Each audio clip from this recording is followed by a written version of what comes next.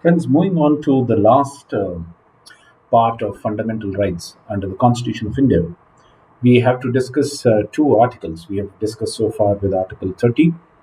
There is Article 31 of the Constitution of India, and then Article 32 of the Constitution. Now, you will notice that Article 31 of the Constitution is also a very critically important article. However, this article now stands, removed from the Constitution, though not entirely, but in its larger context. Article 31 actually did state, as it was adopted in the Constitution, it stated right to property as being one of the fundamental rights. Unfortunately, in an amendment, which is the 44th Amendment Act of 1978, this was taken off and it was put in Article 300 of the Constitution. And that is how right to property no longer is a fundamental right. However, it is a right under the Constitution, and that is how you will notice that it has been treated. We have Article 31A. Uh, Again, you will notice that it talks about the acquisition of state of any estate. That is provided under Article 31A. Most of the land reform legislations did look at acquisition of estates. It did take over a lot of entities and corporations. We know that in the 1970s and 80s, while we were influenced by the socialism theory of governance or democracy, we did look at nationalization of banks and public sector undertakings being established. Government took over the duty of doing a lot of businesses, extraction of minerals, running of trains and buses, so on and so forth. So I think that is also something that is a good discussion under the Constitution of India about the duty of the state vis-a-vis what it wanted to do with private property in terms of acquisition, and also I think very importantly there were these jagirs that were there in the princely states, and hence those jagirs could definitely be taken by the government, and only the state could actually own some kind of estates. That was definitely provided for in the constitution.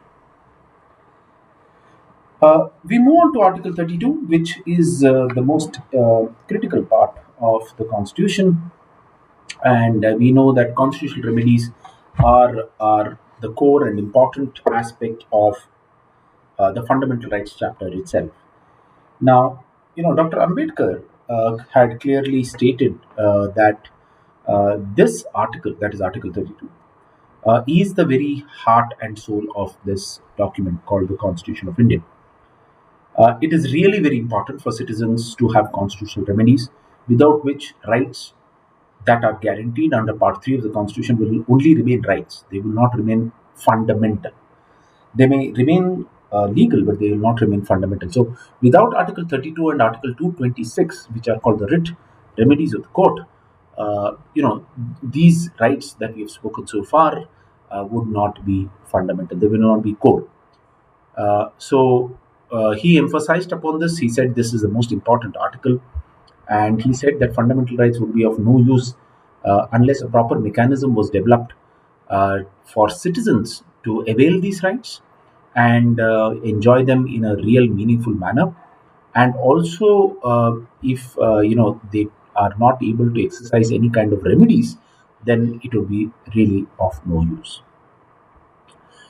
uh, Now, Article 32, as it says, friends, the right to move to the Supreme Court by appropriate proceedings for the enforcement of your rights. So, we have the hierarchy of the court system in India. We have a judiciary that starts from, say, the district level.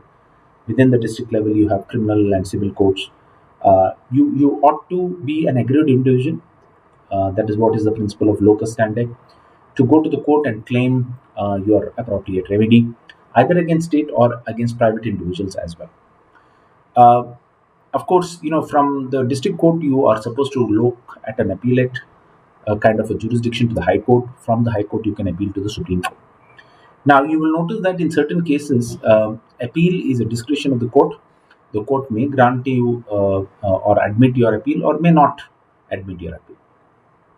But in most cases, like for example, in case of an accused having been given death penalty, then the appeal is kind of a right, so that the constitutional court or the apex court can actually decide whether it was appropriately granted or it was not. Um, However, you will notice that from the High Court you can go as an appeal to the Supreme Court. From the Supreme Court you can take a review within the Supreme Court, from a two-judge bench to a three-judge bench, and then the mercy petition, as it were, if in case death penalty is being awarded, goes to the President of India. However, under Article 32, the point that one realizes is that you don't have to uh, go under the rigor of district, high court, Supreme Court, and any other court or any other review in the Supreme Court. You have the right to go to the Supreme Court directly. So you cut short this time and the rigor and process that is established by the judiciary, and you go to the Supreme Court directly in case you think there has been a breach of your fundamental rights by the state or by any other authority. Now, this any other authority is something that you can refer to our discussion under Article 12 of the Constitution. So you will notice that courts have generally two broad jurisdictions. One is called the appellate jurisdiction. So when I said from district to high court to Supreme Court, it's usually an appeal process. So the Supreme Court is then considered as an appellate court. But when you're approaching to the court directly, then you are going under what we call as the original jurisdiction.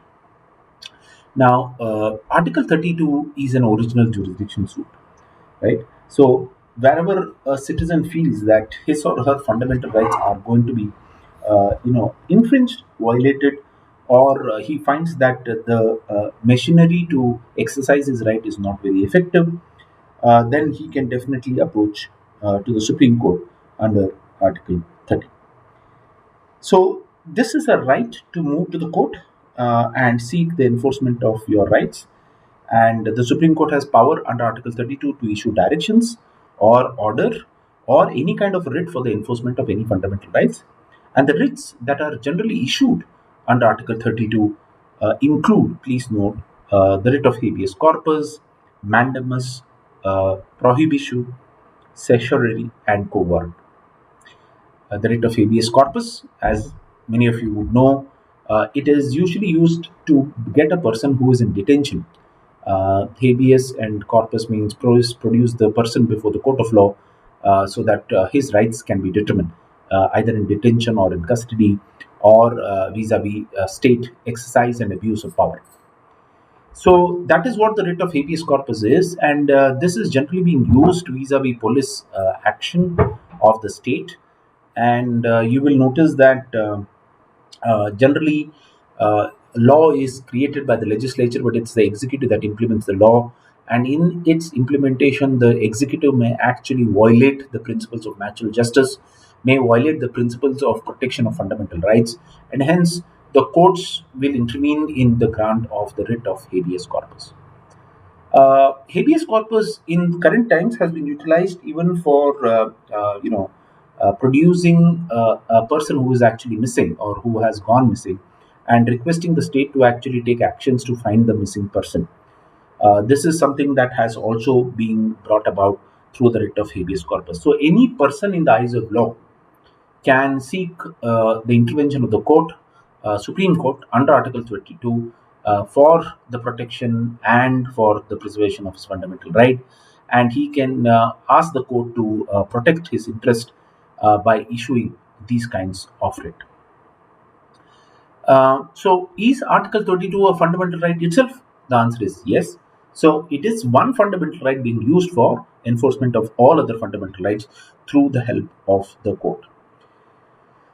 Interestingly, if you see, the power of the Supreme Court and the power of the High Court are two distinct powers, because this is under 32, the other is under 226.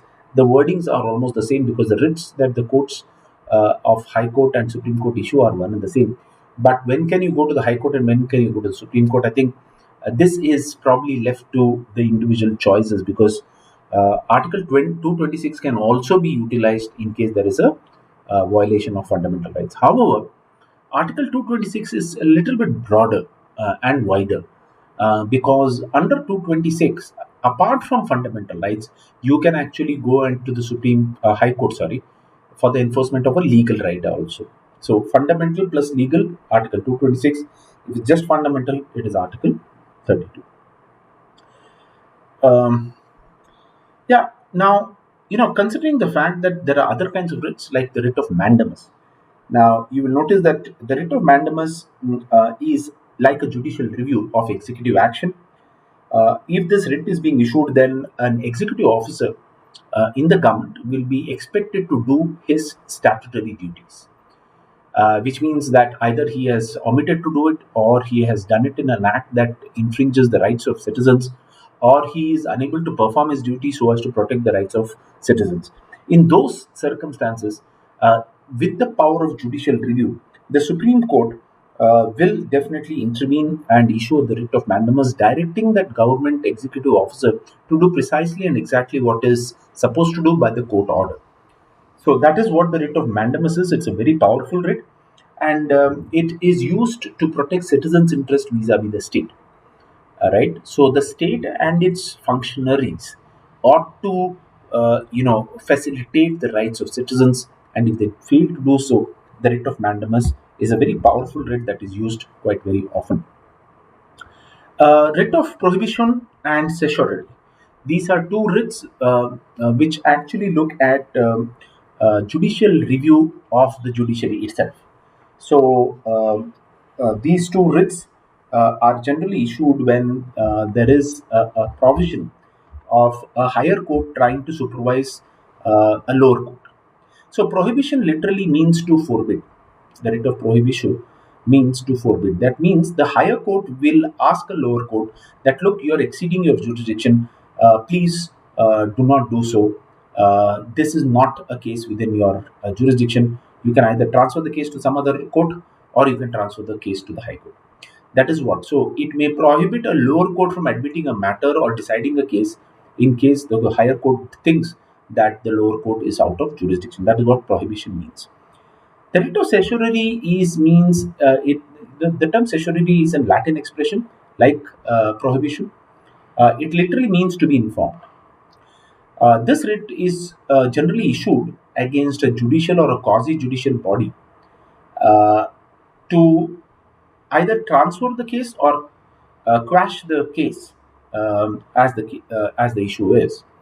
Generally, certiorari means that the higher court comes to the conclusion that a judicial or a quasi-judicial body is not deciding the case appropriately, and hence they would want to exercise judicial review on this particular case. So that is when the writ of certiorari is usually issued. The final writ is called the writ of quo warranto. Quo warranto means under what authority or under what warrant. This writ is usually issued to challenge the occupation of any public office. So, if any person is appointed to any public office, he or she must be able to justify the qualifications and the requirements to hold that kind of public office. So, to check irregular, illegal appointments to public offices, this writ is generally being issued. So if you see all these five writs that are there under 32 and 226, literally make judicial review a very powerful tool in public administration. So public administration cannot have its discretion in a manner that violates the fundamental rights of citizens. The judiciary will check public administration. It will balance between the right of public administration to the right of citizens, and it will, ensure that public administration is done in an equitable manner, in a manner that does not violate the rights of citizens. So, um, of course, when we talk about the Supreme Court under Article 32, some authors have very rightly said that the Supreme Court under Article 32 has been the defender and guarantor of fundamental rights of the citizen. Uh, and remember, Article 32, though is original, it is very wide in its power. And how and when the Supreme Court can intervene, uh, is it only on just some rare cases that the Supreme Court can come in? No, the Supreme Court can exercise 32 as and when it feels that it is very, very expeditious for the court to intervene. It is effective for the court to intervene. It may want the remedies to be inexpensive, speedier, and more, probably in some cases a summary remedy. So I think the Supreme Courts can definitely try to intervene in these matters. Now, has the Supreme Court just intervened under Article 32 for fundamental rights, or also have they, extended for any statutory or legal right?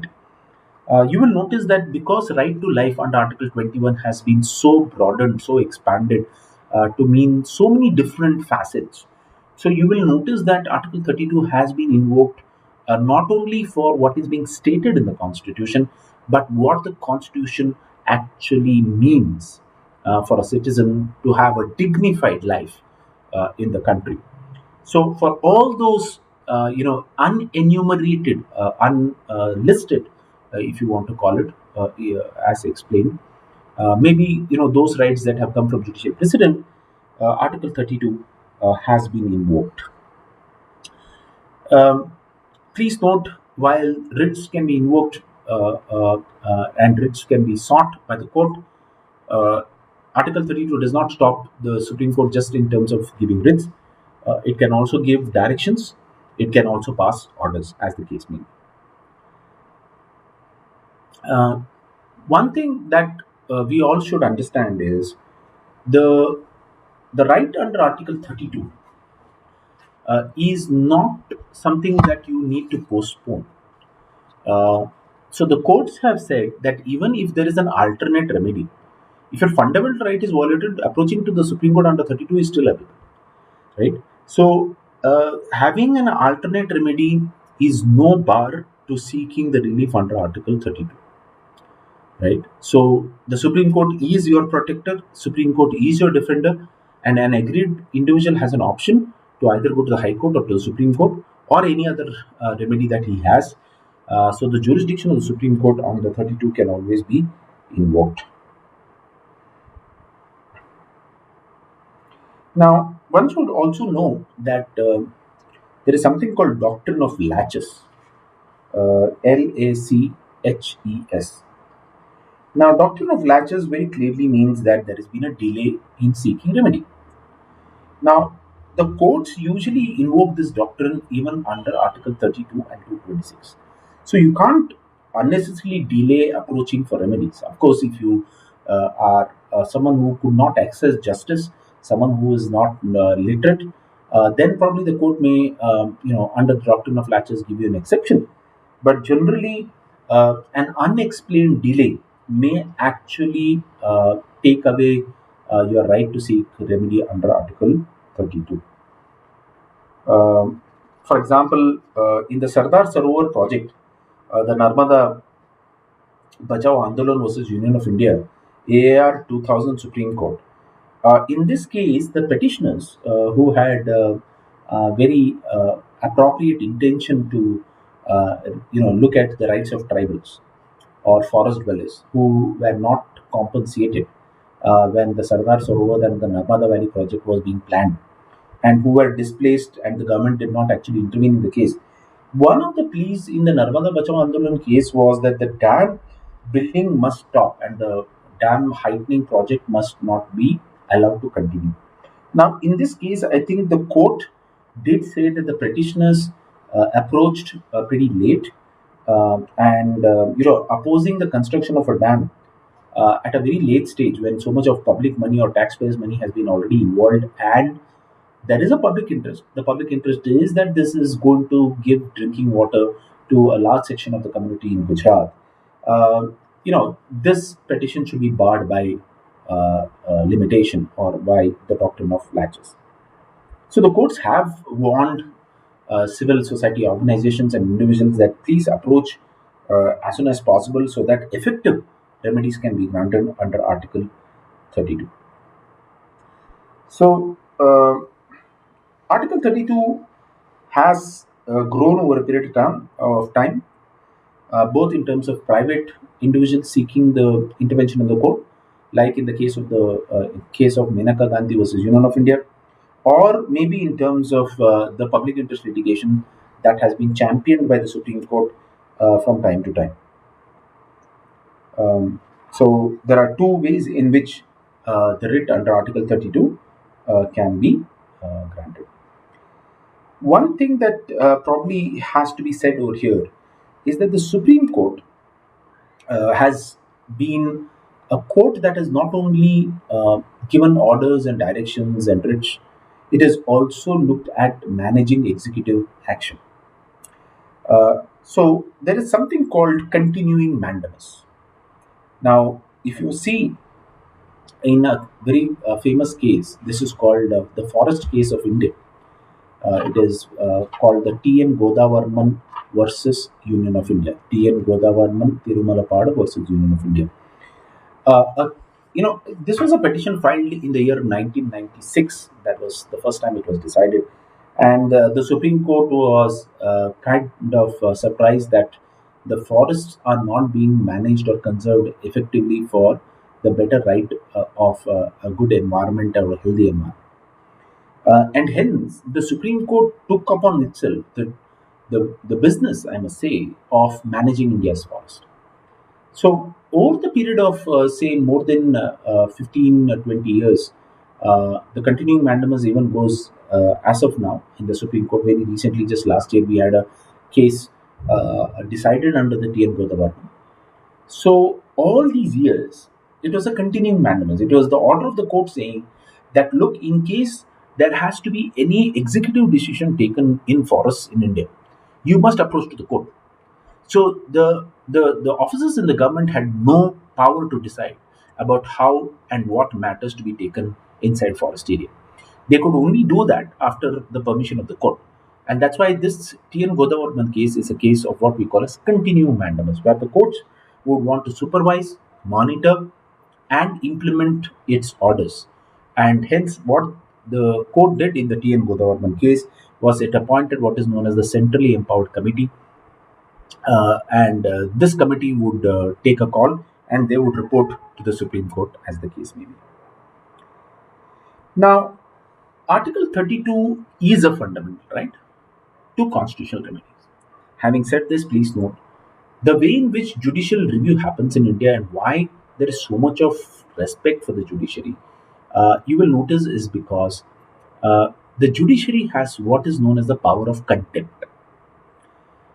If any individual willfully does not comply with the orders of the court, be it the High Court and the Supreme Court, then for that kind of a non-compliance, intentional, willful, the court can actually take action against that individual, be it an executive officer or be it any other private citizen.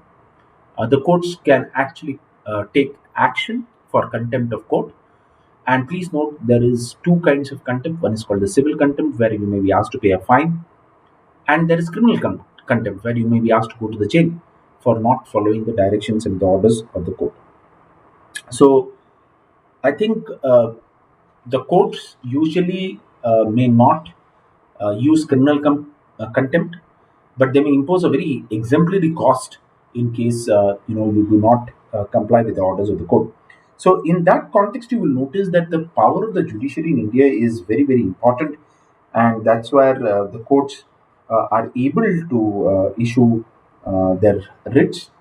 And through this, I think it should be very convincingly said that the Supreme Court and the judiciary, Supreme Court in particular and judiciary in general, has been able to eradicate a lot of evils in our society.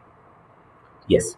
And I think if one scrutinizes the directions of the court in the last 30 years, especially post emergency, you will notice that the prerogative writs that have been issued, and please note, this has been, I must say, the writs have been the fountain of justice. And though, to a larger extent, the idea of the writs may come from common law, it may come from England. I think they have been very, very clearly something that has laid the foundation of justice in this country. I think to a larger extent, um, it's been very clear that the writs are, substantially checking public administration. They almost have a permanent character in how they have been issued. And I think this has been the really, the jewel in the crown, that is the jewel in the constitution. And the legality of so many, actions of the executive and the legality of so many laws are also something that the courts have done over a period of time. Okay, now just a couple of more points before we go to Article 226. Uh, One thing is that Article 32 can be invoked by both individual citizens as well as by corporate citizens. Now, what do I mean by this? I mean that sometimes industries may feel that their right is being violated. A company may feel their right is violated. A society may feel. The press, for example, may feel that their rights are being violated under the Constitution, and they are also entitled to exercise the power to go and approach to the Supreme Court. Okay. Uh, can you go under Article 32 to the Supreme Court when you think that uh, a law is being enacted without jurisdiction? The answer is yes, you can. Okay. Can you go to the Supreme Court if an kind of an action is taken in a malified manner? The answer is yes, you can. Uh, can you go to the Supreme Court seeking in the intervention in case, say, the officers of the government itself, in their employment services, feel that there is an arbitrary action? So it's not only for citizens. I'm talking of government employees. I'm talking of public servants. If they feel that within their organization and department there is no fairness, there is no equity, there is no justice, can they also seek the intervention of the court under Article 32? Again, the answer is also in a positive. Has Article 32 been utilized for election matters by even, say, political parties, for example, or by citizens, or by the Election Commission of India? Again, you notice that the answer is an affirmative, right? So, a lot of institutions that are constitutional bodies, like the Election Commission being one, have approached the court directly and have seen their intervention for any kind of wrong that they feel should be brought to the attention of the court. And they feel that yes, this is where there needs to be a judicial intervention on a national level so that the constitutional principles can be enhanced and better protected. Okay, some of the legislations, friends, which affect, say, rights, can also be challenged under Article 32. For example, the Supreme Court has been approached in the Triple Talaq case, either in the original jurisdiction or in the appellate jurisdiction. Uh, so, yeah, I think this is a very long list of matters that the Supreme Court has intervened. And they have given relief to workers in terms of compensation. They have given relief to sex workers. They have given relief in service matters, and so on and so forth. So, a lot of these, matters, like they may be, say, rights emanating from contracts. They may be rights, customary rights. They may be rights following from a subordinate legislation, or a right based on a case law. All of these have been used uh, for the intervention of the court. Now, just before we go to Article 226, one should look at a very important word of caution here, and that is the Supreme Court has time and again imposed cost if the writ power of the court has been misused for frivolous petitions or for speculative matters.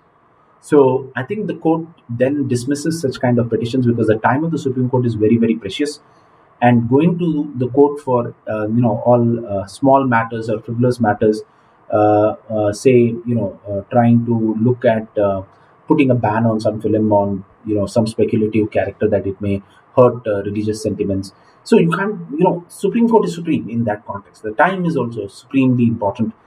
So in those kinds of situations, I think the court then will dismiss it with a warning, impose a cost either on the petitioner or on the lawyer who should have checked whether this is a matter admissible under the writ power or not.